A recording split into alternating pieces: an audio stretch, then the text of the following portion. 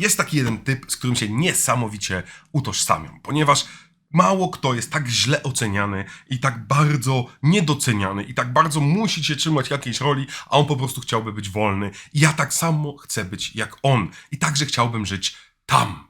Oczywiście mówię o Szatanie. Szatanie, który jest najbardziej skrzywdzoną postacią z filmu pełnometrażowego. South Park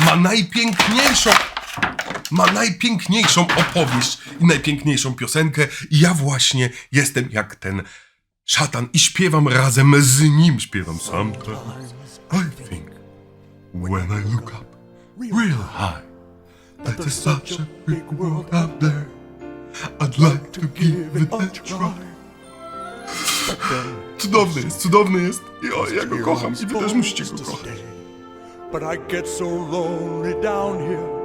Tell me, why does it have to be that way?